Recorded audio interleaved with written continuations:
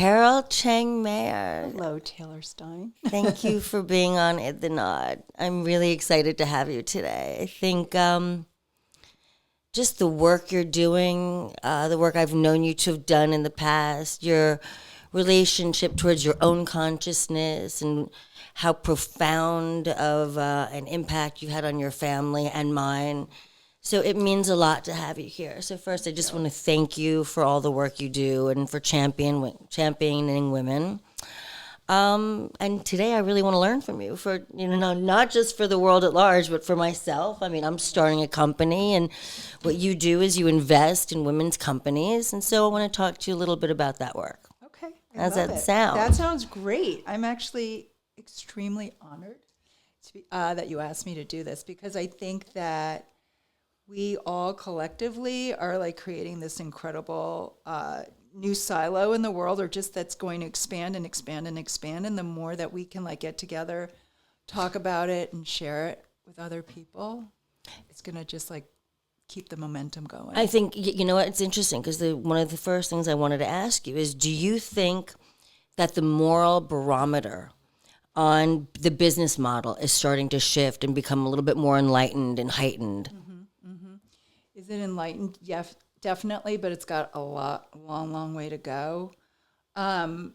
Maybe I think like we're in a time where people are understanding that statistically and in reality, the numbers are showing that there's change going on. So it has been picking up annually and growing annually, that you can't ignore it. And so the difference though is that these things are happening, but the support system is not necessarily there. What are you talking about? A financial support system, Just everything, like women who are starting businesses, not knowing where the resources are to start businesses, maybe not necessarily having a community like you do to help them get to where they need to start really ramping up. And then there's also finances. I mean, it's a pathetic number that, like, in the United States, of all the money that's venture money going into new businesses, 3% go to women. Okay. I saw that in one of the documents I had read about your company. I have a question about that.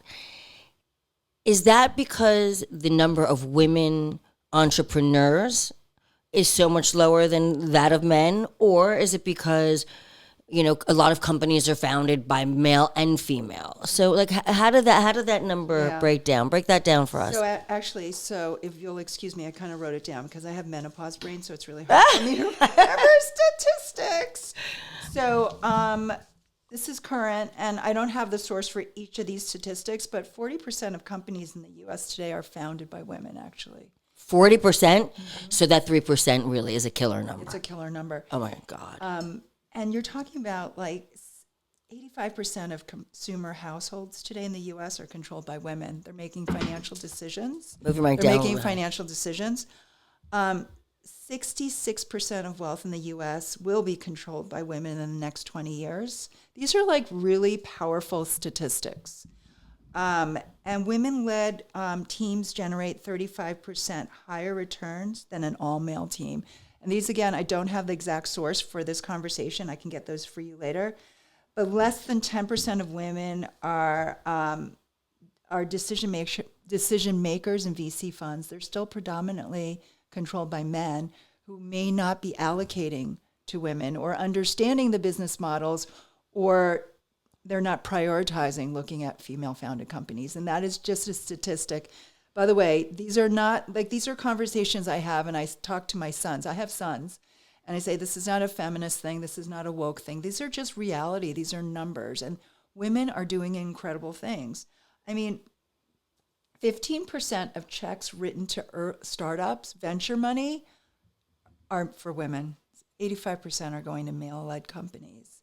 So, is it because we don't have the reach? We don't have the reach. First of all, there's a couple things. Tell us what they are. I think in terms of investors, we need to have more women who are investing in early stage or women, right? We need to have women. So that's an education. And that's also access to deals. They have money. They need the education. They need to have access to the good deals. They want to learn how to dive in and look at these types of things. And support. So, for example, I did have a company, a small one, which was an SPV called a special purpose vehicle. 2 business partners. We met these incredible women who were starting a company in the menopause space, which is still a very, very green space in the consumer market for women. And are we talking in terms of hormones and things of this nature? this was all hormone free. This was all over the counter. It was affordable. It was giving access to the most number of women. A product that was affordable to address some of their symptoms of menopause, right? Everything in the market until then had been very antiquated, 1960s, 70s, Vagisil, like stuff like your mother would use, like stuff you buy, like, and you're like, what do you do with this toxic stuff? And so spread it all over your vag. Yeah, really I mean, hot. it's really scary. And then they're like, oh my God. And it was like next to like the Trojan, condoms. You're like, what? It still is, by the way. Yeah, I mean, and most of us in our 40s are not walking over there to go buy, we're like, oh, it's by the condoms at Target. And so that's like weird already. Like who's merchandising? So we actually started a company to raise money for them when they were early stage, and we wanted to get more women investing in women and have a groundswell, because women are the greatest consumers and women are the greatest supporters, and they create dialogue and conversation about things they're excited about. And it's a groundswell that you create. So we worked really hard to present this company to men and women. And for those who wanted to learn more, we said you have to understand the investment before you put any money in, because we don't want you to tell, it's a good deal, you should put your money in. No, we want you to understand why. And so we worked really hard to educate these women if they were qualified to invest. And in the end, we were thinking we'd raise like $250,000, $500,000. We raised over $1 million, of which we had 40 investors that were women, and which was incredible. So is this part of the women's entrepreneurship group? What company is this specifically? So for me, I don't actually have a company. What I've done is I left wealth management, like 7 years ago. And I'll tell you the reasons why I left. And then when I did, the one thing I wanted to do was to start investing in women myself. So I do it, it's my own money. I do not do it for other people. But what I started back then was like, I found there were a few like-minded women, a few, and we would look at these deals together, and we all came with different skill sets, and we would get excited, and then we'd say, okay, if you want to invest, everyone invest on your own. And so I started doing that. I also invested with an incredible woman, Jessie Draper, who's the pioneer, I think, in investing in women and female-founded companies. What's her story? Her story is she is a third-generation venture cap investor, VC. She invests in female consumer and consumer technology companies. She's on Fund 3.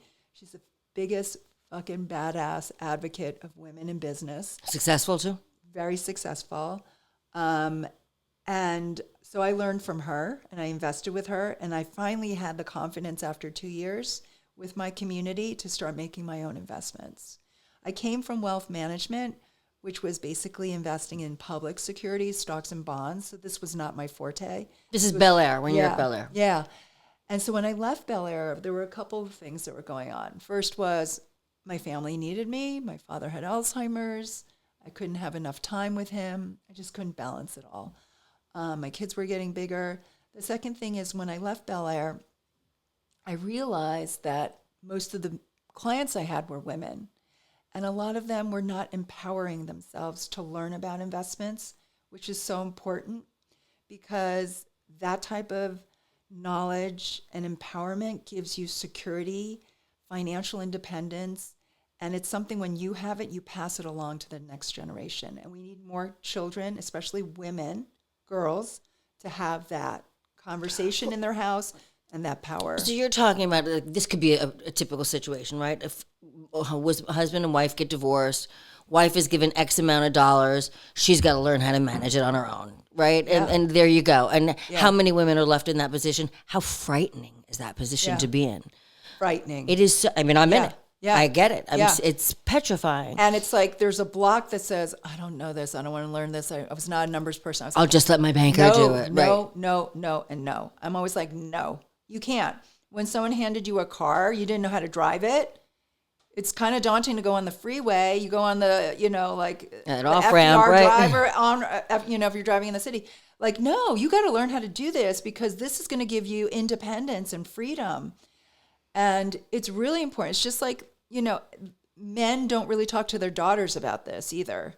And that's interesting. Sucks. Yeah. It's just like society doesn't teach a lot of girls how to play golf. They should learn how to play golf because that's where the deals are done. They don't teach girls how to play poker.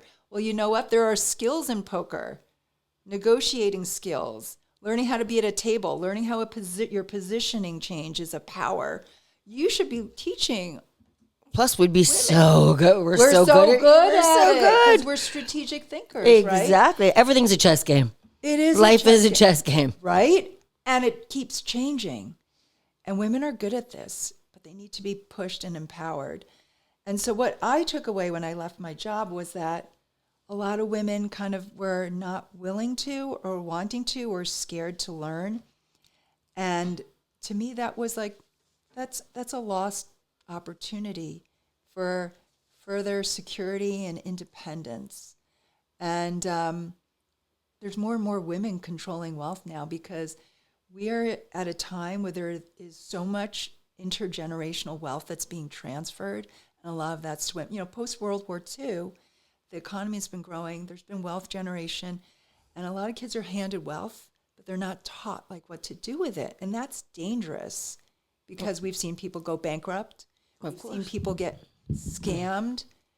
But it's like such an opportunity. So I think especially for women, we need to be there for women to create communities that support, inspire, teach how to invest and how to invest back in other women, because this is the trend. Women, it's statistically shown that women can create higher returns on investment in companies. Oh, I believe men. that. So Yeah. I just want to unpack this a little bit. So what would your suggestion be to women who find themselves in that position today?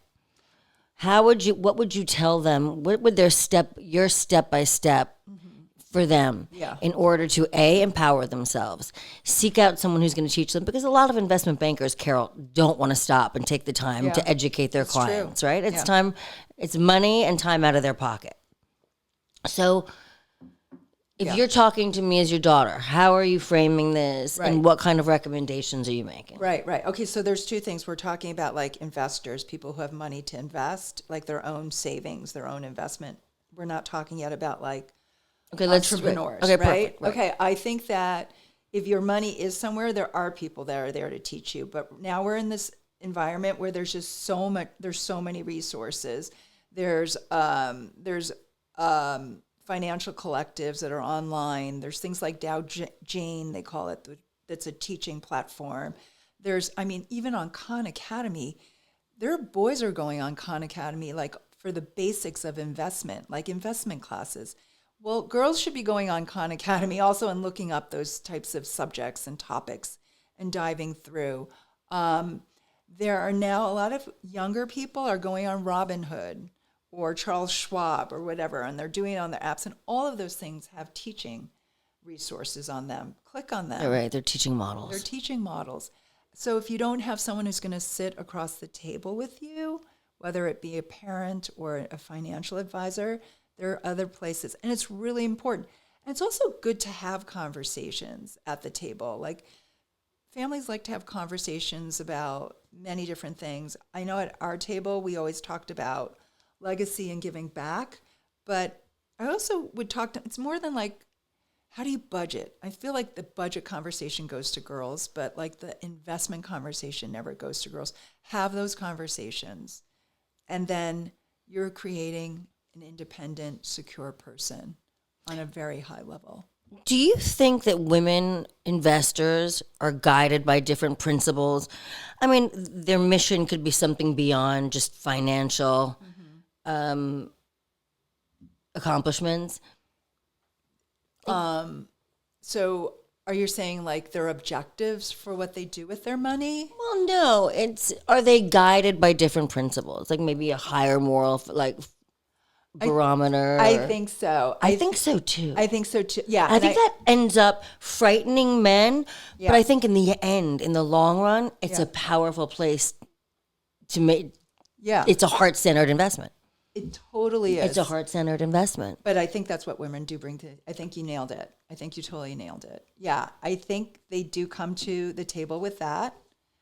And I think that they think also about like the good, the better good of whether I think their idea of success is defined differently. Yeah. Look, everybody wants to make money. We're not saying that that's not your primary goal, but the way you do it Yeah. is so key. The integrity of the company is Yeah. so key. Yeah. And that's frightening to people.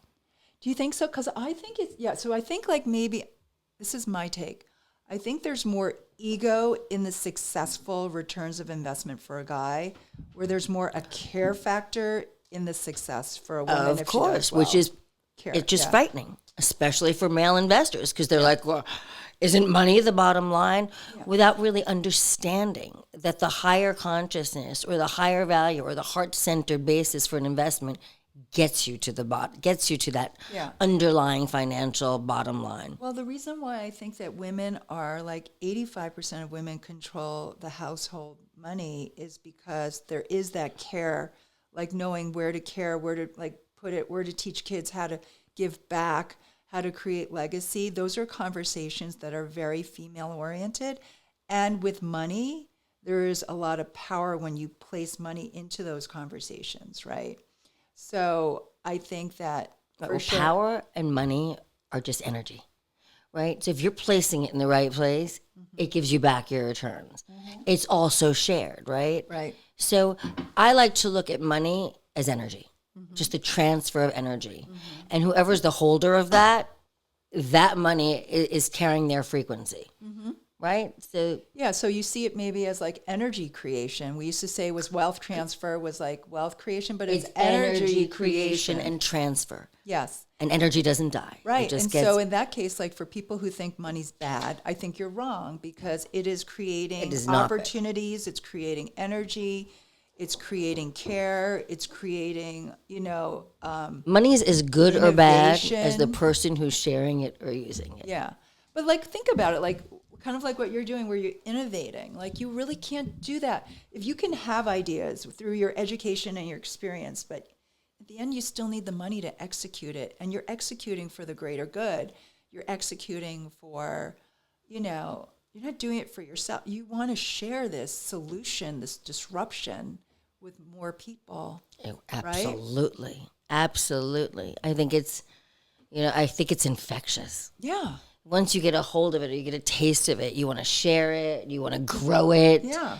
You almost can't get enough. Yeah. You just want to be that sponge and pass it on. And I'm the mother to a daughter. Yeah. My partner, husband Joe, is a little girl, and we get excited about it. Their questions are so profound, and they're so much more advanced than our questions were. But this is this generation. We did not grow up. Of Did course. you grow up that way? No. No. I was actually, my father taught us that a woman should never discuss money. So in starting this business with Hudman Joe, it was uncomfortable for me to raise money. It's uncomfortable for me to have that conversation. It's uncomfortable for me to negotiate.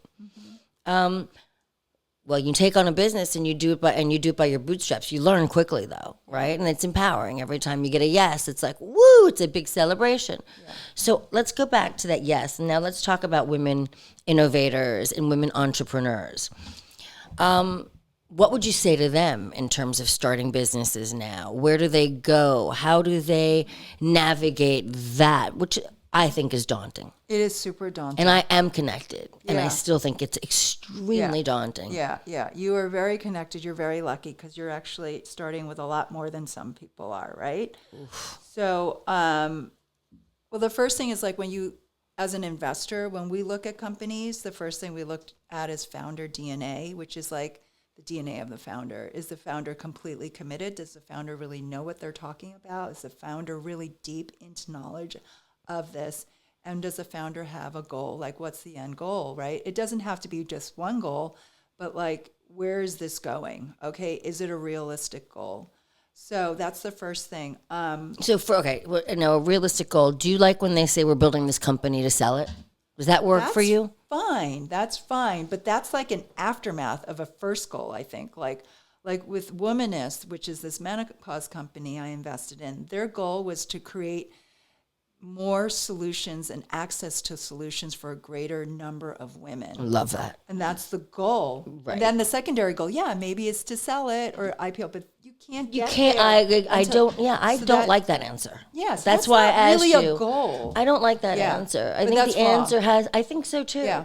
And I think that the answer really has to be about what you're creating, who you're creating it for, how you're helping people solve problems, solution based, disrupting something, and right. The goal to sell it is not the ultimate. Is not like the goal that you put. Like you could say it like, we'd like to at some point, but that's not your goal, and I'm not investing in that.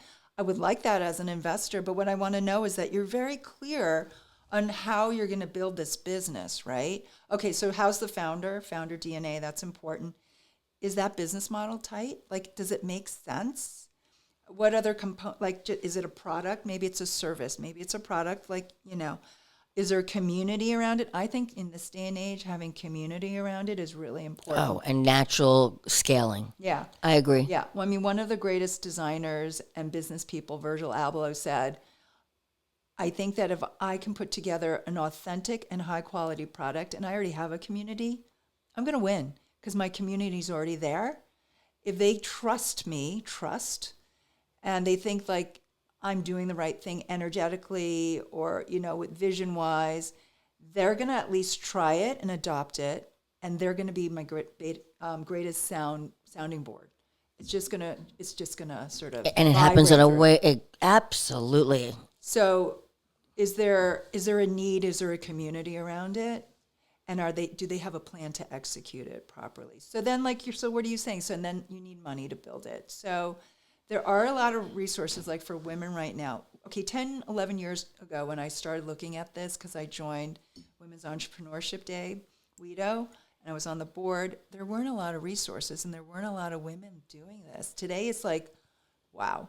And there are places like Venture F. She's amazing. Laura Gerson. So these are venture capitalists that... She's a resource. She's like an education platform. She's a podcaster, and she also has resources for people who are looking for like CFOs. How do I set up a marketing plan? How do I do a business plan?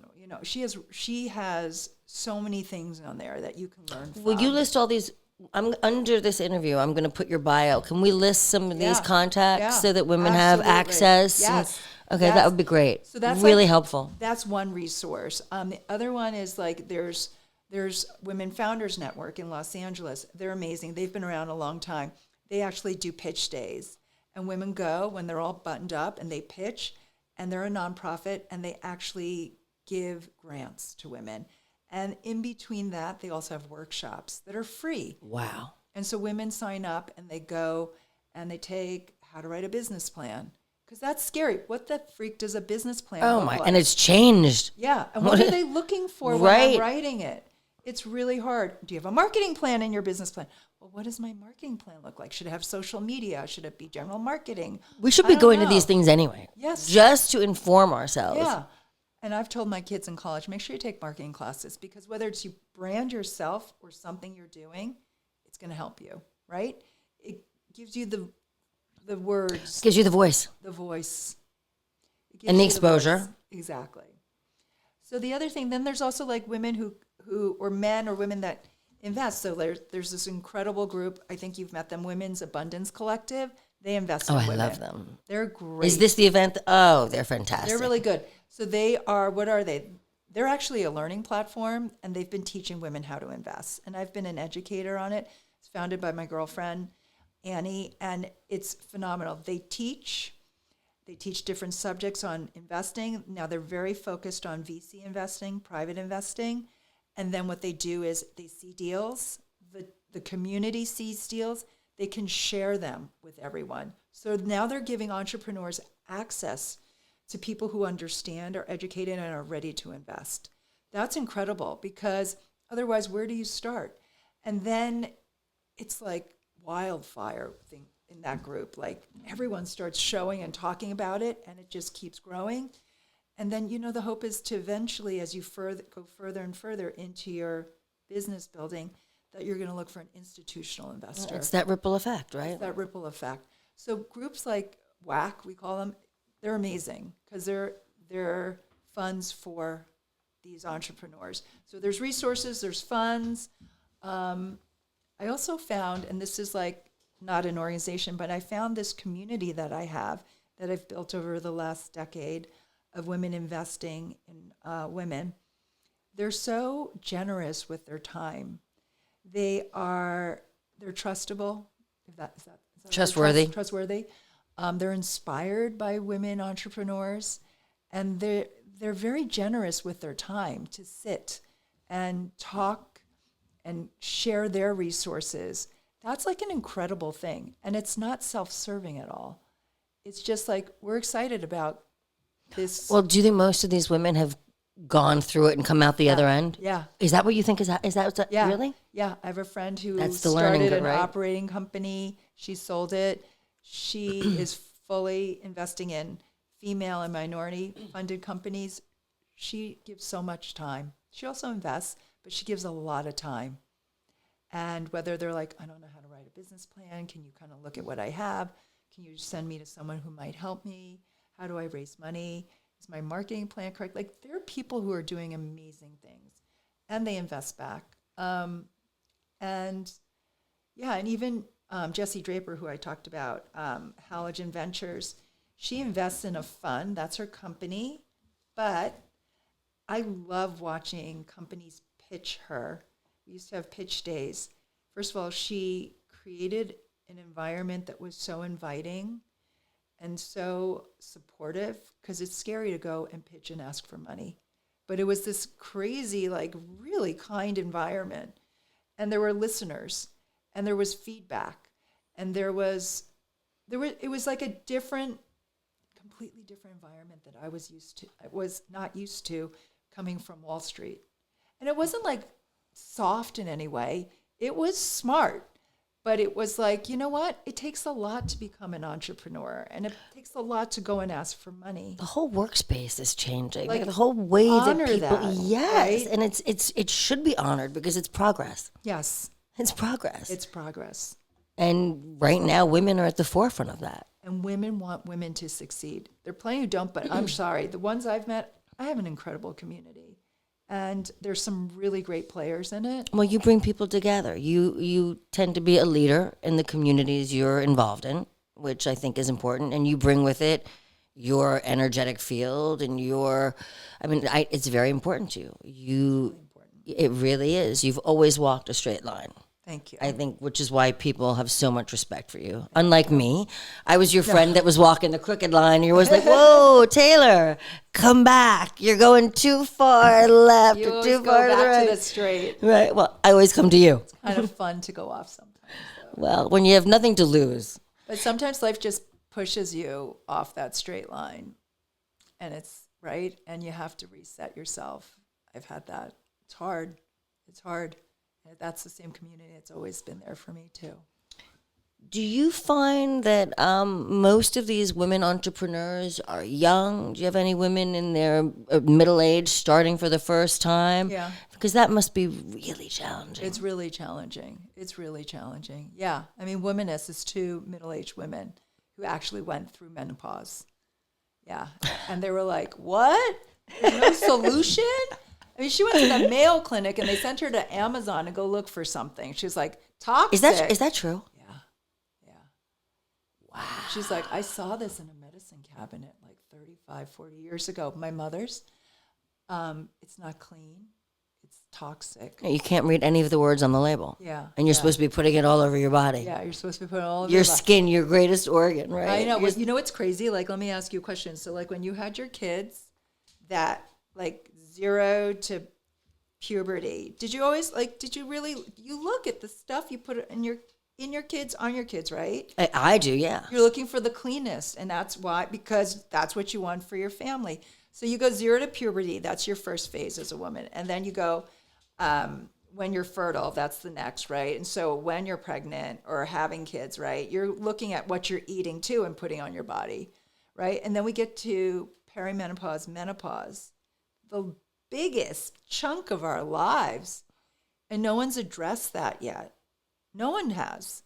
There aren't that many. It's like a $30 billion market, and there's very little that's clean and modern and teaching women. I mean, you and I are lucky here in Los Angeles. We can go to functional medicine. I also believe, didn't you have that friend who started the company? I think it was it was the first one I had ever heard of, non-toxic sunscreen. Yeah. Wasn't that your girlfriend that started that she company? started, that was the one for babies. What was it called? It was fantastic. California babies. That was it, California. That was great. She was the first. She was a pioneer. Correct. And we are lucky to live in California. And our taxes are outrageous and everything's crazy. But at the end of the day, our quality of life and our access to spiritual communities, healthy communities, advanced thinkers, people who are, pushing the envelope is enormous. Yeah, and it's enormous because you could talk to any friend and you'll be like, look, I'm going through something. I have a great acupuncturist for you. She also does herbs. Wow, I have access. I have a great gynecologist. Okay, you can go to that person. Oh, I have a great functional medicine. I mean, it's like, wow, right? We're so lucky. So then sometimes the taxes, you think, maybe it's worth it. Maybe it's worth it. I've got access to the most incredible people, fascinating people, no one else in the world. Yeah. Could make the phone calls and come up with the people I can. Exactly. Physical therapists for my son, who has this very, very serious illness. But we've really been able to have these people wrap their arms around us. And my son, as you know, is thriving. And look at his care community. So incredible. It's incredible. Right? And probably maybe 20 years ago, we wouldn't have had that, but California wasn't had even that. The disease, correct. The disease hadn't even been diagnosed. There was no name for it. Everyone thought he had some form of, MS. Yeah. Well, I think you can take credit for moving the needle on that. Thank you. I would like to, but believe, like you say, You it's are always one a of community. the pioneers on that, but there was a community. No, really. Massive community, but And yes. it's a heavy lift. It's a heavy lift. But it's the same, like menopause sucks, okay? And I'm going back to menopause. It's But okay. seriously? It's a topic you really seem to enjoy right now. Because I'm like in my 50s, right? And it's like, no, because I think why is because it really is sort of like the best example of why I do this, which was women investing in women finding solutions for a topic that is so critical to every single woman. No woman skips menopause. And in general, women's health has been underserved. And it's like a $60 billion market in the U.S., of which like this is like, it's a big market and it's underserved. There's a lot of reasons why, because there haven't been people to support the growth of companies like that. The FDA has been predominantly male-dominated. So we've been solving problems like with Viagra and everything else, but we haven't been looking at this. So it goes back to women need to sort of take control of the solutions and the products and the services that we want. So if there are people who are trying to be pioneers in that, we need to support them. Absolutely. And I'm in a very lucky position where I can actually invest in things that I believe in.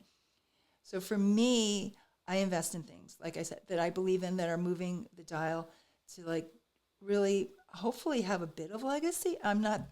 My impact is not that big. Well, but what do you want your legacy to be? No, that's it. That is a very valid question. People who are looking for investors should know what people who are giving it to businesses are looking for in terms of legacy. Because I'm sure you want your legacy to be profound and impactful. However I can, like even if it's in the smallest way and it's not the biggest check. So for me, it's moving the needle for more women getting to the forefront. So I invest in women. I invest in women's health care. It's important to me. I feel like it's underserved. I also, sustainability is important. I'm also invested in an incredible tableware company. It's plant-based. I'm sick of the plastic. I live in California. I can't even believe it. Like, I wasn't aware until I had kids. And, it's California. My kids go to school in Santa Monica. They're like, garbage-free lunch. I'm like, what's a garbage-free lunch? Like, no plastic. I'm like, holy shit. There's so much plastic, right? And now, like, you grow up, you're like, oh, my God, and so that's another one of my companies. The other one is, I think, like more women are going to work. That's why there's more women with more money. But childcare in America hasn't caught up.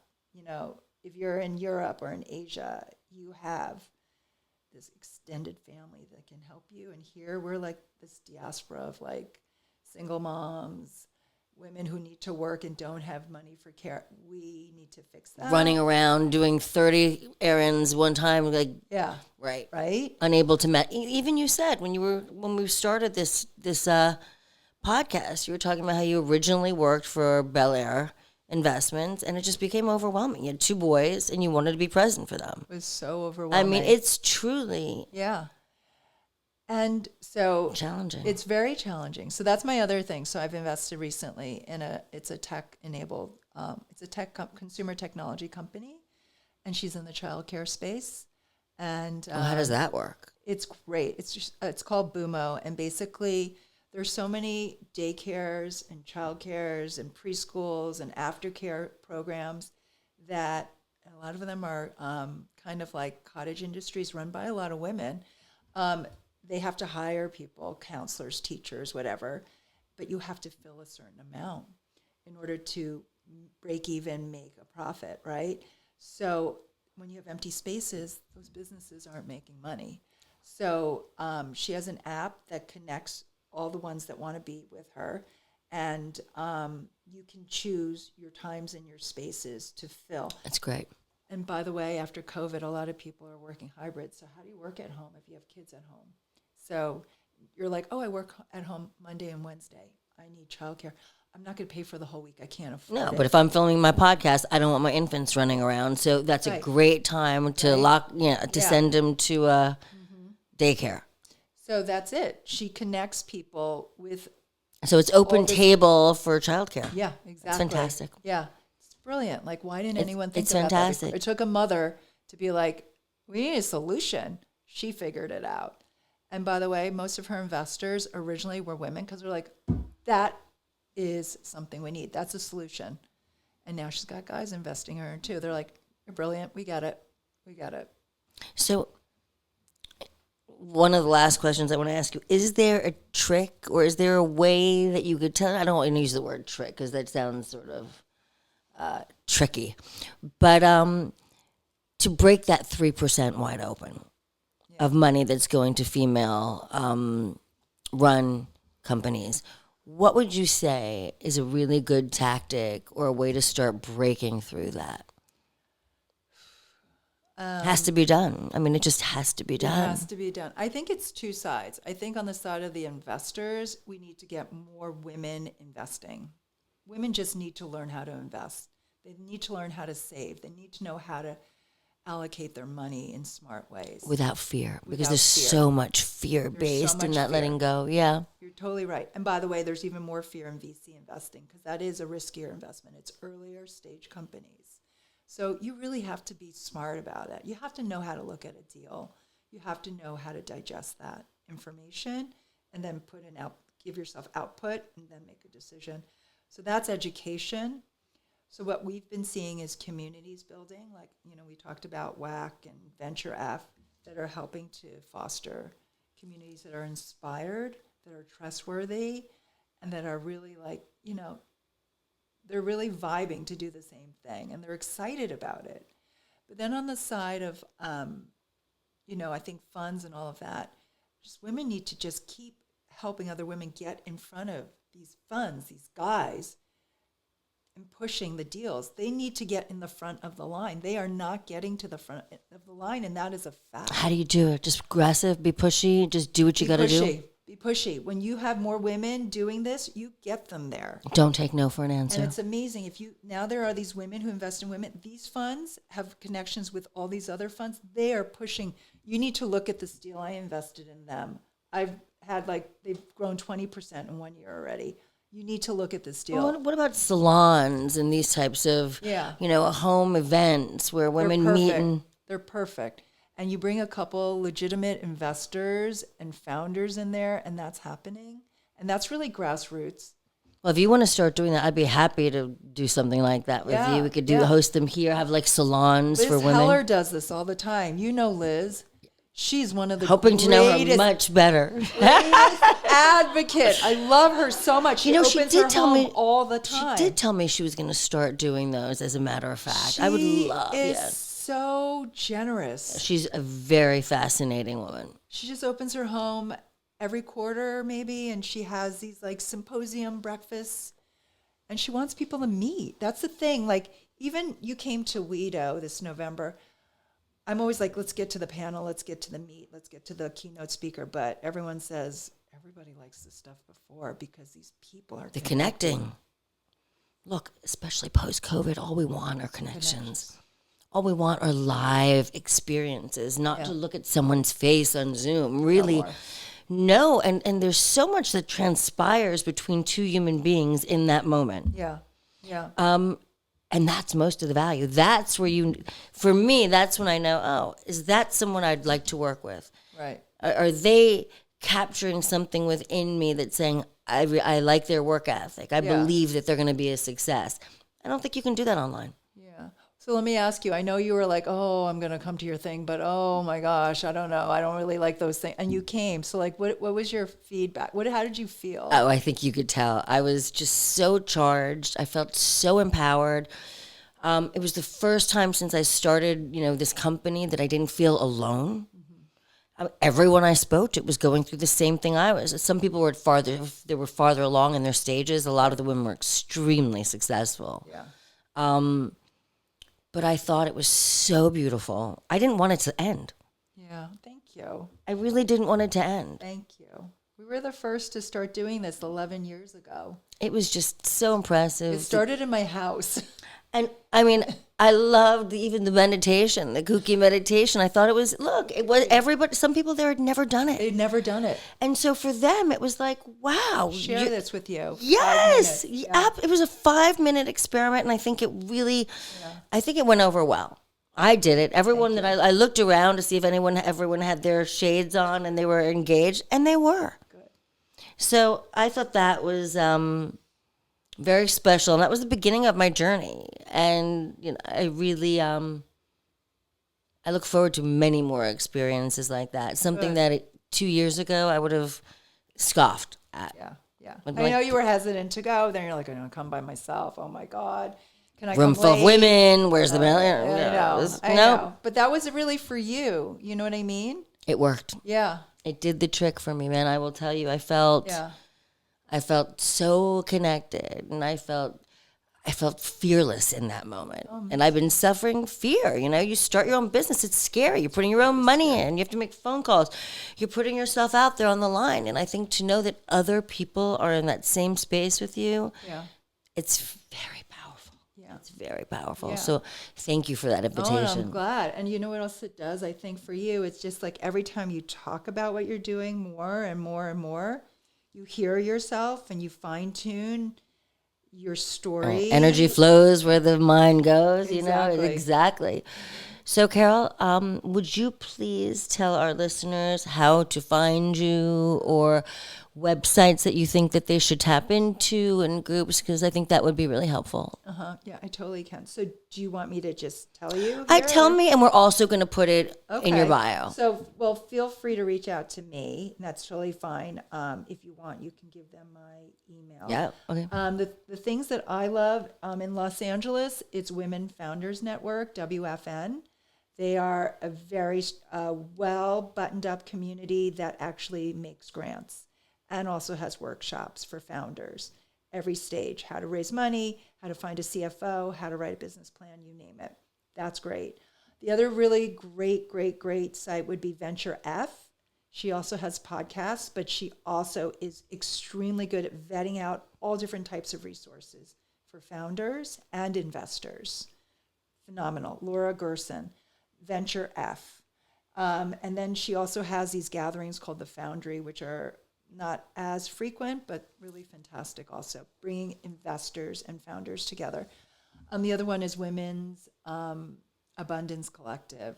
They are a teaching platform, but they also are, if you want to learn from them, fantastic. That's for learning how to invest. But then again, this is a community that also invests, and they are really supportive. It's like the deal you showed me, this company.